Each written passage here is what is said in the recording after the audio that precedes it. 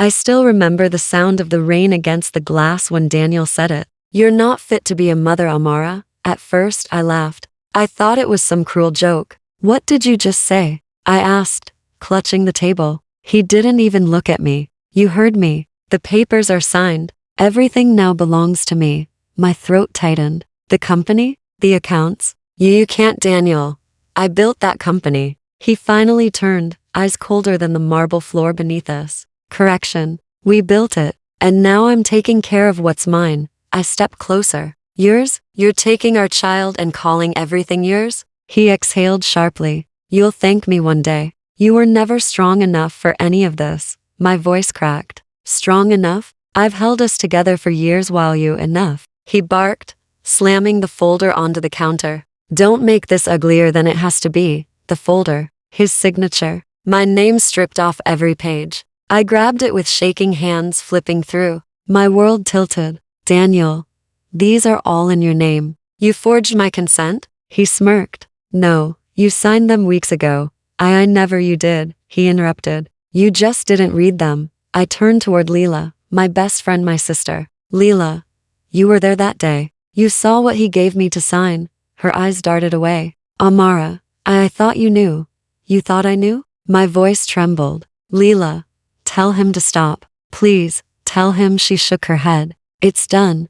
My knees weakened. "Done? My home? My child?" Daniel walked past me toward the crib. He picked up our baby, cradling him gently, so gently it broke me more. "Don't touch him," I screamed, running forward, but his glare froze me in place. "You've always been emotional," he said, voice steady. "This is for the best." "For who?" I sobbed. "You're taking everything." He turned to Leela. "Get her out of the house." Leela stepped closer, whispering, "Amara, please don't make this worse. Don't make it worse." I laughed bitterly. "You helped him, didn't you?" She flinched. Her silence was my answer. "Daniel," I whispered, voice breaking, "I loved you. I gave you everything." He looked at me like I was a stranger. "And that's exactly why you'll survive. You're used to starting over."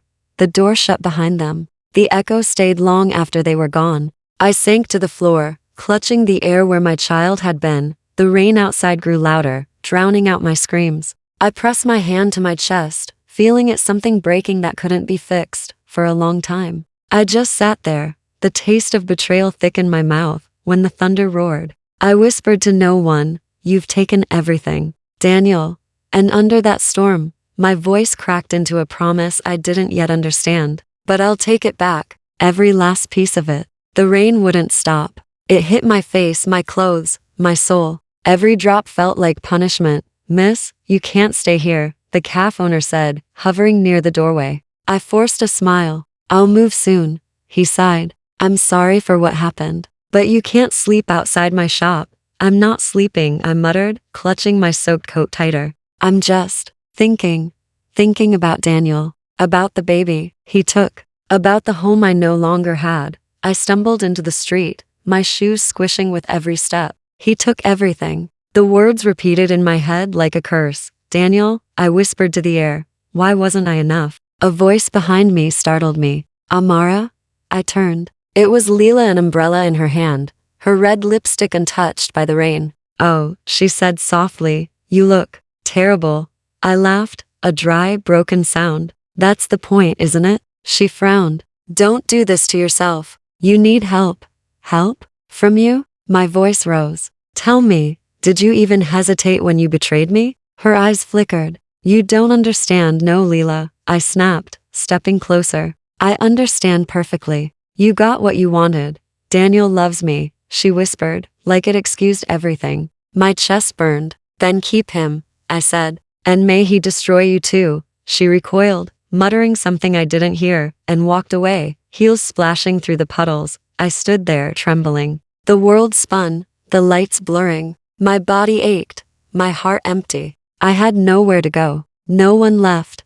A man passing by stopped. "Miss, are you okay?" "I'm fine," I lied. "You're bleeding." I looked down. My hand had been gripping a shard of glass from the ground. Blood mixed with rainwater. I hadn't even noticed. "I don't feel anything," I whispered. The man stepped back, uncertain. "Maybe you should go to the hospital." "I've already been there," I said quietly. the one in hell. He left. People always did. I walked aimlessly until the road turned to blur. Headlights flashed too close to bright. The screech of tires tore through the storm. I froze. For a second, I thought maybe I should move, but then again, maybe I shouldn't. The car hit. The world tilted. My body flew, landed hard. The rain felt softer now. Warm, almost kind. I heard shouting, a door slam, footsteps rushing toward me. Miss, are you okay? Stay awake. I'm tired, I murmured. My voice barely a whisper. Everything around me dimmed, like the world was closing its eyes too. I wish, I gasped, breath slipping away. I could start over. Somewhere faintly, I heard laughter, my child's laughter, soft and far away. I reached out, trying to hold on to the sound, but it faded with the light. And then silence. The last thing I felt was the rain washing over my face, like the sky itself was crying for me. Warm sunlight touched my face. My chest rose in shock. I could breathe, really breathe. The sterile smell of hospital antiseptic was gone. Instead, I smelled sandalwood, Daniel's cologne. My heart pounded. I sat up too quickly. The room. It was our old bedroom. The pale blue curtains, the ivory headboard, even the ticking clock beside the bed, it was all the same. No blood, no pain, no rain. My hand flew to my stomach. It was flat. My breath hitched. The baby, not yet born. A voice came from behind me. You're awake early. Daniel's tone soft, familiar, deceptive. I turned. There he was, hair slightly messy, tie hanging loose, smile charming enough to fool anyone. Did you sleep well? He asked, stepping closer.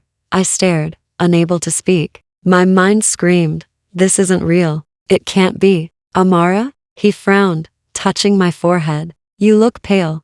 I forced a smile. Just a strange dream. He chuckled. You and your dreams. Probably about the company again, huh? My lips trembled. Something like that. He kissed my forehead gently. I nearly flinched. The warmth of his skin made my stomach twist. I remembered the last time he touched me right before he took everything. I swallowed hard. What day is it? He laughed. You sound like you hit your head. It's April 10th. Why? April 10th. 5 years before the night I died. My pulse quickened. Nothing, I murmured. Just remembering. He slipped on his watch, the same one I once bought him as an anniversary gift. Don't forget dinner with Leela tonight. She's bringing someone new to meet us. My blood turned cold. Leela, she's already in our lives. Oh right, I said quietly, masking the hatred boiling in my chest. I'll be ready. He grinned. That's my wife. Always perfect. When he left the room, the air changed. Silence wrapped around me like a second skin. I pressed a hand to my chest. My heartbeat was steady, alive. I'm really back, I whispered. I stood before the mirror. The woman staring back wasn't the broken shell I remembered. My hair shone, my skin glowed, my eyes, still soft, still trusting. I almost pitied her. No, I told my reflection. Not this time. The phone on the nightstand buzzed, Leela's name flashing across the screen. I answered slowly. Hey, Leela. Morning, sleepyhead. Her voice was cheerful, fake. Daniel said you've been working too much. You okay? I smiled into the phone. Better than ever. Aw, that's good. You'll love who I'm bringing tonight. I'm sure I will. I lied smoothly. See you soon. When the call ended, I stood in the quiet room for a long moment. Every detail felt sharp, alive, real. My second chance wasn't a dream. It was a weapon. Daniel thought he owned me. Leela thought I was blind. I looked toward the window, sunlight spilling across the floor, and whispered, the only truth that mattered. Not again. You look different today, Daniel said, sliding a coffee toward me with a smile that used to mean home. I slept well, I answered, keeping my voice light. Big meeting today, remember? He nodded. You always handle things so smoothly. I'm proud of you. Thanks, I said, watching his fingers tap his phone. You working late tonight? Probably. Leela's dinner after she invited some investors. He glanced up. Want to come? Of course. I smiled. Wouldn't miss it. After he left, the house felt alive with small sounds, the kettle, the fridge, the quiet tick of the clock. I moved through our rooms like a ghost with purpose. Anna, I said when my assistant texted, pull the last 6 months of transfer records. All accounts linked to Daniel's name. There was a pause. Are you sure? She replied. Do it. I typed. Discreet. Use the company laptop. Her reply came fast. On it. You okay? I'm fine. I lied, then whispered to myself. For now, the plan was simple. Pretend, collect, wait. Pretend to be the loving wife while I became a quiet storm. That evening, at the restaurant, Leela floated in like she owned the room. Amara, she called, hugging me tight. You look radiant. Thank you. I hugged back, smiling wide enough to hide the knife in my chest. Leela pulled Daniel close. This is Claire, my friend, she said. She'll be helping with investor relations. I kept my tone casual. Nice to meet you, Claire. My eyes watched Leela for any slip. Over drinks, Daniel leaned in. We're expanding. I want you at my side. You're my anchor. I'll always be here, I said, voice soft. Inside, I was filing his words like evidence. Later, my phone buzzed under the table. A name I hadn't expected. Ethan. I texted back.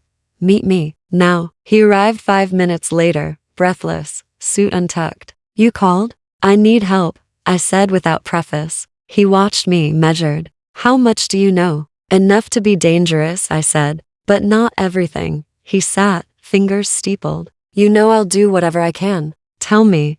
I told him the truth in pieces. The proofs I'd found, the accounts unflagged, the late-night withdrawals, the odd shell companies. I left out the crash, the death, some things I could not say. He paused. If this is true, it's huge. You have evidence? A little, I admitted. But I need legal cover. I need someone who won't turn and someone who knows how to pull money trails. Ethan's jaw tightened. I can trace them. It'll be messy. You sure you want to go down this road? I don't want revenge, I lied. I want my life back. He searched my face. You used to be soft. This is different. I'm different now, I said. And I want allies. He reached across the table, squeezing my hand. You have me. Later, alone in my car, I whispered to the empty seat. Not again. Never again. The restaurant smelled of lemon and perfume when Leela waved from the corner table. Amara, she called, standing in a red dress that hugged her like a promise. I sat down, folding my napkin, smiling small. You look beautiful, Leela. She laughed too bright. You always say that. Sit, tell me everything. How are you? How's the baby? My nerves, I said, keeping my voice even. Lots of work. You know how it is. She leaned closer, lipstick perfect. Daniel told me about the expansion. He's proud of you. Her eyes flicked at me, calculating. I sipped my water, watching her hands. He tells me that every day. Leela tilted her head. You seem tired. Are you sleeping? Sometimes, I lied. But I'm managing. Her smile sharpened. Good. You should rest. Marriage is hard when one person works so much. Is that what you think? I asked. She reached for her fork. Some people can't handle the pressure. They break under it. That's cruel, I said. Who told you that? Oh, gossip? She shrugged. You know the town. A waiter hovered. Leela ordered for both of us, smooth and in control. I'll have the salmon. And soup for her. I looked at her. Yes, the soup. My reply was automatic. Leela turned serious. Amara, can I ask something personal? Depends, I said. Did Daniel ever talk to you about changing things? Like business changes? She watched my face. I kept blank. Sometimes. Why? Just wondering, she said. If someone wanted to protect themselves, they might make changes without telling their partner. You sound like you've been planning, I replied calmly. She blinked. We were friends, I agreed. Friends who sometimes make mistakes. She swallowed. I didn't mean to hurt you. Didn't mean to? I echoed. Leela, you put something in my drink that night. Do you remember? Her face drained. I know. I don't know what you mean. The ambulance? The hospital? The pills? I recited. Do you remember those? Leela's hand flew to her throat. You're making accusations. I'm remembering, I said. I don't forget names and faces. She stood abruptly. I have to go. Important meeting. Stay, I said quietly. Why did you do it? Why? To spite me? She laughed too loud. You watched them take my child, I said. I'm asking why. Tears sprung to her eyes. I love Daniel. And you loved what he promised, I finished. Goodbye, Leela. She left, perfume and lies trailing. When the door closed, I exhaled. The red dress stayed in my vision like a wound. My phone buzzed. Ethan, everything okay? The message read. I typed back.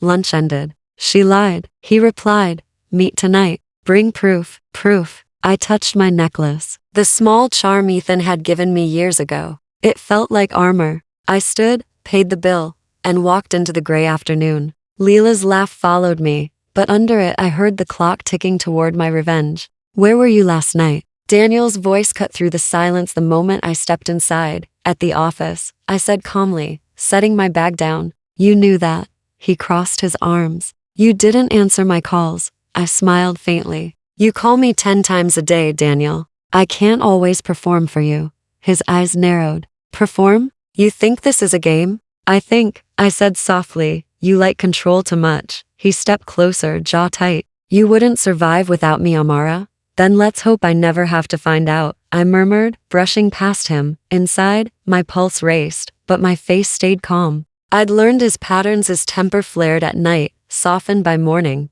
That was when I worked. Later in bed, he wrapped an arm around me possessively. You're mine, he whispered into my hair. I whispered back, of course. He fell asleep. I didn't. I stared at the ceiling, counting seconds, listening to his breathing. My phone's glow lit the room. Ethan's message blinked. Trust deed ready. Need your signature. I typed quietly. Tomorrow night. Same place. Beneath the covers. I opened the hidden recorder. His earlier call still played. Daniel's voice, cold and cruel. Transfer everything before she notices. She won't suspect. I saved it. Evidence number 15. In the morning, over coffee, he smiled as if nothing happened. You should stop working so much, he said, stirring sugar slowly. Maybe you're right, I replied, eyes on his hand. Maybe I'll take some time off. He looked up sharply. Why? To think, I said. To breathe.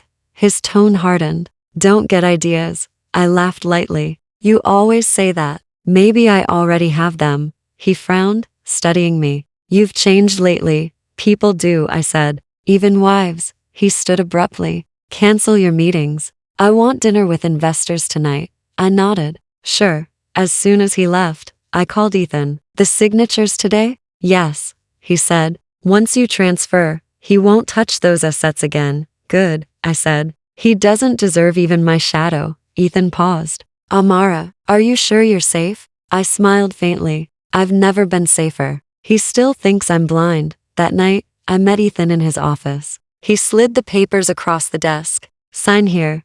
I took the pen, my hand steady. To new beginnings, I whispered. To freedom, he replied. When I got home, Daniel was waiting in the dark. You're late. Traffic, I said, removing my heels. He grabbed my wrist. Don't lie to me.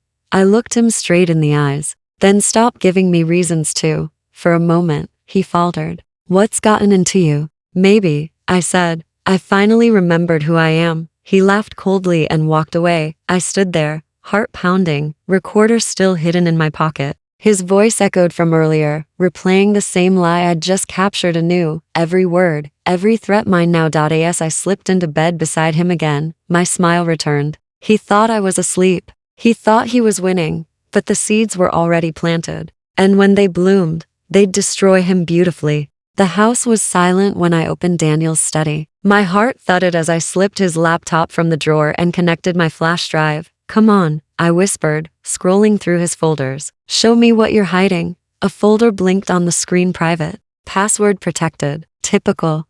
I smirked. You never change your passwords, do you? I typed his mother's name, and it opened instantly. Inside photos, messages, receipts. I froze. Leela's name filled the screen. Her face, her messages, her hands all over him in the pictures. For a moment, my breath caught. You disgusting liar. My voice shook, but I didn't cry. Not this time.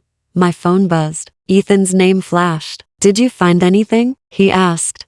I swallowed. Found enough to burn them both.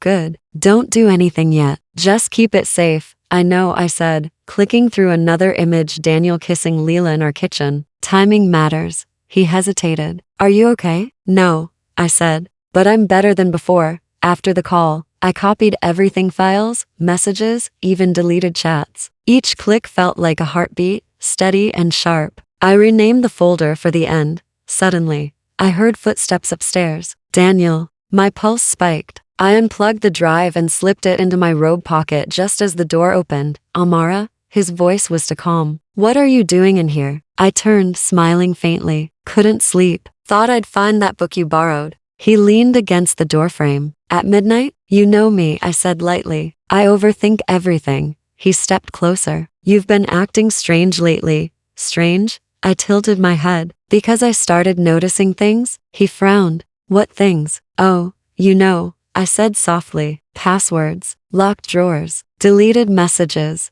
His jaw tightened. You shouldn't snoop, Amara. And you shouldn't cheat, I whispered before I could stop myself. His eyes darkened. What did you say? I smiled sweetly. I said good night. He stared at me, then left, slamming the door behind him. The walls shook. My body trembled, but not from fear, from clarity.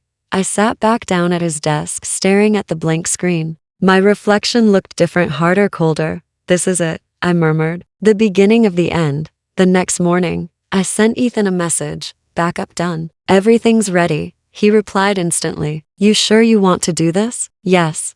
I typed. But not yet. I want them to feel safe first. At breakfast, Daniel poured me coffee like nothing happened. Sleep well? Perfectly, I said. You? Fine, he muttered. Leela texted him mid-meal. I watched his hand twitch under the table as he replied. I almost laughed. You seem distracted. I teased. Work, he lied. Of course, I said, smiling. Work always keeps you busy. He didn't notice the tiny flash drive now hidden inside my necklace. Later, alone, I whispered to the mirror. Revenge isn't about rage, it's about rhythm. And I finally had mine. The lights shimmered above me, blinding and beautiful, just like the lie I was about to destroy. Daniel's company gala buzzed with laughter, cameras flashing everywhere. I stood beside him in my silver gown, the same one I wore the night he humiliated me years ago. Only this time, the smile on my lips wasn't weakness. It was strategy. Amara, Daniel whispered, his hand at my back. You look stunning tonight.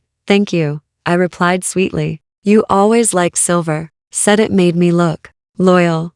He chuckled, oblivious. Still dramatic, I see. I met his eyes. Oh, you have no idea. The host's voice boomed, calling Daniel to the stage. Applause erupted. He stepped forward, his perfect mask in place. Tonight, he announced, we celebrate another year of growth, unity, and I clinked my glass and interrupted softly. Truth. People turned. Daniel's brow furrowed. Darling? I smiled and joined him on stage, my heels echoing like thunder. May I say a few words? He hesitated, then forced a grin for the crowd. Of course, my wife has always been my biggest support, always, I echoed. Even when I didn't know what I was supporting, a quiet tension filled the room. I could hear my heart pounding, but my voice stayed steady. I've stood beside this man through every success, every smile. But tonight, I stand here, to tell the truth.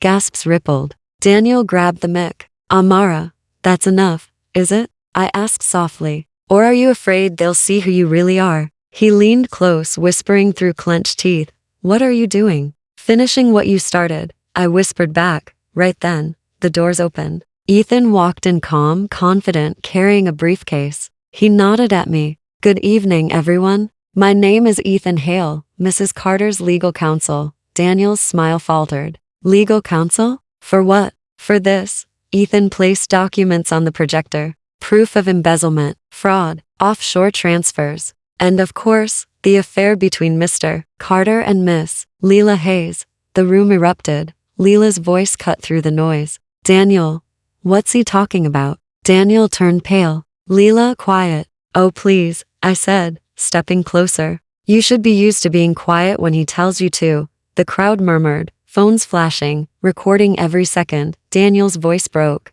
You planned this? Every moment, I said softly. The same way you planned my downfall. He reached for my arm, but I stepped back. Don't touch me. Not anymore. Ethan clicked another slide, photos of Daniel signing fake transfers. As of tonight, he announced, Mr. Carter's assets are frozen pending investigation. Daniel's world shattered before my eyes. You can't do this, he hissed. I already did, I whispered. Happy anniversary. He lunged toward me, but security blocked him. The crowd's murmurs turned to disgusted whispers. Leela tried to leave, but reporters cornered her, cameras flashing mercilessly. I turned to the audience, bowed slightly, and smiled. Thank you for celebrating honesty with us tonight. Applause. Real, cruel, thunderous applause. As Daniel shouted my name, I walked off the stage, my silver gown trailing behind like a blade cutting through the past. Ethan met me near the exit. It's done, I exhaled shakily. No, it's only begun,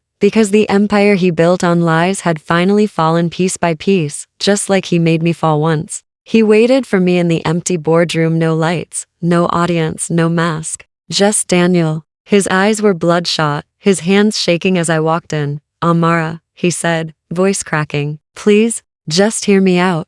I've heard enough, I replied calmly, setting the envelope on the table. The lawyers need your final signature. He ignored it. Do you even know what you've done? You've destroyed me. No, I said softly. I showed the world who you are. He slammed his fist against the table. You think you're innocent? You're not. I made you who you are. I smiled faintly. Then you built your own downfall. He stared at me for a long moment, then broke. His voice trembled. I did it for us, Amara, for our family. You know how much pressure I was under. Don't, I cut in sharply. Don't use us like it still means something. He stepped closer, desperate. What about our child? My chest tightened, but I didn't look away. Our child? I whispered. You mean the one you took from me? The one you said I wasn't fit to raise? He froze. That was a mistake. No, Daniel, I interrupted. It was cruelty. You don't get to rewrite that. His eyes filled with tears. Amara, please. I can't lose everything. I can't lose you. You already did, I said. A long time ago. He sank into the chair, hands over his face. I don't even know who I am anymore. Now you know how it feels, I whispered. To lose your reflection, to lose control. He looked up, broken. You hate me that much? I shook my head. No, hate would mean you still matter. Silence filled the room. Only the hum of the air conditioner, the distant city noise. He whispered, do you ever think about what we could have been? Every day, I said honestly. And then I remember what you chose instead. He laughed bitterly. You win, Amara. You've taken everything. I met his gaze, calm and final. No, Daniel, I didn't take it. You handed it away, piece by piece. He stared at the envelope, tears spilling. You really won't forgive me? I already did, I said. That's why I'm walking away. He reached out as I stood. Don't go. I stepped back. You took my child once, I said quietly. Now you'll live knowing I took your life away without touching you. His breath caught. Amara. But I didn't stay to listen. I signed the papers in front of him, each stroke of my pen sealing his ruin. Then I placed them on the table and turned toward the door. Ethan was waiting outside, silent, steady. Is it done? He asked softly. Yes, I breathed. It's over. He studied my face. You don't look relieved. I'm not, I admitted. Justice never feels as sweet as people think. He nodded. Then let's leave it behind. As we walked out, I heard Daniel's muffled sob echo through the door, a sound that once would have broken me. Now, it only reminded me how strong silence can be. Amara, you can't do this. Leela shouted as officers surrounded her desk. Her voice trembled, but her eyes still burned with defiance. They'll believe me. They always do. I crossed my arms, watching her clutch the papers Ethan had just handed over. Go ahead, I said quietly. Explain how my signature ended up on your fake company transfers. Her jaw tightened. You forged them. Ethan chuckled. Except the handwriting analysis says otherwise. Yours matched perfectly. Her face went pale. That's impossible. Nothing's impossible, I murmured. Especially for someone who once drugged her best friend's drink. Her head snapped toward me. You think you're so righteous, don't you? You think this makes you better than me? No, I said. It makes me free. The lead officer stepped forward. Leela Hayes, you're under arrest for fraud, embezzlement, and falsifying financial records. She laughed bitterly, trying to keep her composure. Arrest me? For his crimes? Daniel did this. Not me. Ethan's tone was firm. Daniel already confessed his part. You, however, signed every fake document yourself. Her hands shook as the cuffs clicked around her wrists. Amara, please. You know me. You know me. I met her gaze, my voice calm but heavy. I did know you. You were my sister once. Her lip trembled. Then why are you letting them take me? Because, I whispered, you made me a stranger to my own child. She froze. That wasn't my fault. It was. I said simply. You stood there and watched him take everything from me. And you smiled while doing it. Her eyes filled with tears, but her voice turned sharp. You think this is justice? You'll never be happy, Amara. You're too broken for that. I smiled faintly. Maybe, but at least now, I'm broken on my own terms. The officers began to lead her out. Her heels scraped against the marble, her once perfect hair now tangled, her expensive blouse, wrinkled and stained. Tell me, she spat, twisting back toward me. Does it feel good watching me fall? I looked at her for a long moment. No, I said softly. It feels necessary. Her laughter turned hysterical as they pushed her toward the door. You think you've won, but everyone loses eventually, Amara. Everyone. Then I'll face that when it comes, I replied. Ethan placed a gentle hand on my shoulder. It's over now. I shook my head. No, it's just quiet for the first time. We walked out together, the echo of her voice fading behind us. Outside, the wind brushed against my face, cold but clean. I took a deep breath. You know, I said, for years I dreamed of this moment. But now that it's here, Ethan glanced at me. It doesn't feel like victory? No, I whispered. It feels like release. He nodded. Then maybe that's the real victory. I turned back once more. Watching the police car drive away, Leela's eyes met mine through the tinted window, full of rage, regret, and something close to fear. For the first time in years, I smiled without pain. I forgive you, I murmured to the wind. But I'll never forget. Another nightmare? Ethan's voice was soft, barely audible in the dark. I stared at the ceiling, the sound of rain tapping against the window. Same one, I murmured. The house, the screaming, then silence. He sat up beside me. You don't have to carry it alone. I laughed quietly, though it came out more like a sigh. I don't think it's something that can be shared. Some wounds, they live too deep. Ethan's hand brushed against mine. You won, Amara. You exposed them. You got your life back. Did I? I turned to face him. Because sometimes it feels like I just traded one prison for another. He frowned. You're free now. Free? I repeated. I can't sleep, Ethan. I hear his voice when I close my eyes. I see Leela's face when I turn on the news. Freedom shouldn't hurt this much. He hesitated. It'll fade. Will it? I whispered. Or is this who I am now, a woman who only knows how to fight, not live? The silence stretched between us. The city lights outside flickered across the walls, like ghosts of everything I'd burned. Ethan finally said, You did what you had to. They deserved it. Maybe, I admitted. But sometimes I wonder if I deserve peace afterward. He looked at me, eyes filled with something I didn't want to name. You're not a monster. Then why do I feel like one? I asked. When I think of Daniel begging, or Leela crying in handcuffs, I don't feel guilt. I feel nothing. Nothing can mean healing, he said carefully. No, I said, shaking my head. Healing feels like warmth. This feels like ash.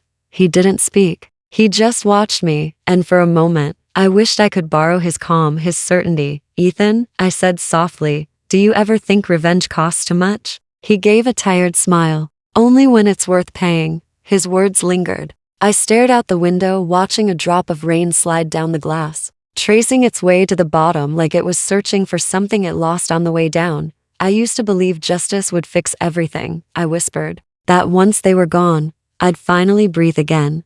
And I'm breathing, I said, but it feels hollow. He reached over, his thumb grazing my wrist. Then maybe it's time to fill that space with something else. Like what? Life, he said simply. Love, even pain that isn't poisoned. I wanted to believe him, but belief felt like a language I'd forgotten. I don't know if I can, I confessed. You can, he said. You just don't remember how yet.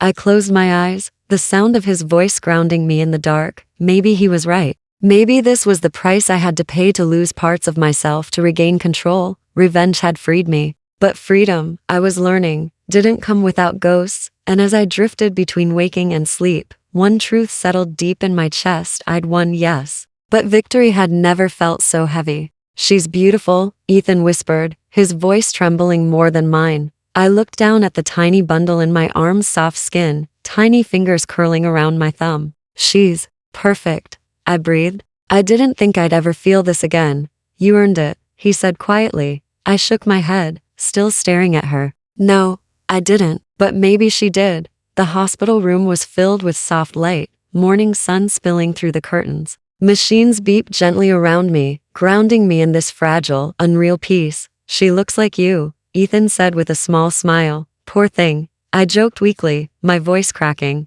She doesn't know what kind of world she's been born into. She'll have you, he replied. That's more than enough. I let out a soft laugh. You say that like I'm not a mess inside. Everyone's a mess, he said. Some of us just hide it better. I looked at him, his eyes warm, tired, steady. You stayed, I whispered. Of course I did.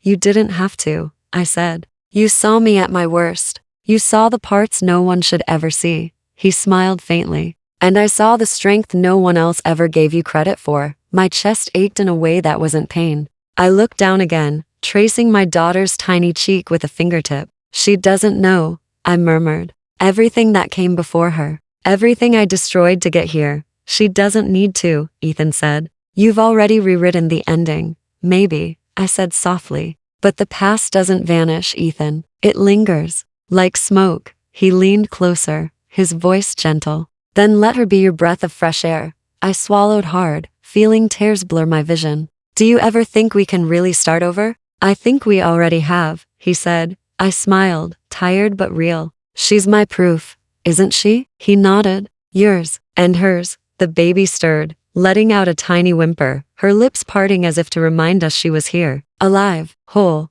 She sounds angry already, I said softly, a tear sliding down my cheek. Maybe she got that from me. Or strong, Ethan said. Maybe she got that too. I laughed quietly, the sound shaky but light. I used to think revenge was my victory. But this. I looked down again, at the little life breathing against me. This is different. This feels pure. Because it's love, he said simply. I met his gaze. For the first time, I didn't look away. Ethan, I whispered, do you think people like me deserve love after everything? He smiled. I think love doesn't care who deserves it. I exhaled slowly. My heart steady for the first time in years. Outside, the sun rose higher, filling the room with gold. I kissed her forehead and whispered, welcome to the world, my little Dawn. And as she sighed softly in my arms, I realized something I'd never dared to believe before. Maybe redemption wasn't about forgetting the past. Maybe it was about finally having something worth living for. I spotted him by accident. Daniel, sitting outside the cafe where we'd once spent our Sunday mornings pretending to be happy. His suit was wrinkled, his hair graying at the edges. He looked smaller, like the world had finally taken back everything he stole. He looked up and froze. You. His voice cracked. You look different. I adjusted my daughter's blanket, the soft pink fabric shielding her from the cool breeze. I am, I said quietly. He stared at the baby, his eyes widening. She's yours. She's mine, I replied. Everything you took from me I rebuilt. On my own. He let out a hollow laugh. On your own? With Ethan's help, you mean? I smiled faintly. Help isn't weakness, Daniel. You wouldn't understand that. He shook his head, rubbing his temples. I lost everything. The company, the house, my friends. Leela. Leela? I interrupted. She was never yours. She was your reflection. Greed dressed as love. He flinched. You think this makes you better than me? No. I said softly. It makes me free. His voice broke. Do you ever think about what we had? Before it all, I met his eyes. Sometimes, I admitted. But when I do, I remember the fear, the silence, the way I used to count your footsteps down the hall, wondering which Daniel I'd get that night. He looked down, shame trembling through his hands. I never meant to. You did, I said firmly. You always meant to. You just never thought I'd fight back. He looked at the stroller again, his eyes wet. She could have been ours. She could have, I said. But you made sure that wasn't possible. For a long moment, the only sound was the city cars passing, laughter spilling from the cafe, my daughter's soft breathing. Life went on, indifferent to his collapse. He whispered, I don't even recognize myself anymore. That's the price of deceit, I said. You sold your soul for power, and when the power left, you realized you had nothing else. He looked up at me, eyes hollow. Do you hate me? I thought for a moment. No, I said. Hate takes energy. I don't waste that on ghosts. He swallowed hard. Then, what do you feel? Peace, I answered simply. He stared at me as if the word wounded him more than any revenge ever could. You really did win. No, I said, starting to walk away. I just stopped playing your game. He called after me, voice shaking. Please, wait. Just once more. I didn't turn around. My daughter stirred, and I whispered softly to her, "It's all right, baby. We're going home." As I crossed the street, I caught a final glimpse of him through the glass. Daniel, hunched over his empty cup, a man consumed by the ruins of his own making. I didn't feel pity. Not anymore. He had taken everything from me once. But now, I had something he'd never understand: peace, love, and freedom. And as I walked into the sunlight, I realized my story was never about revenge. It was always about rebirth.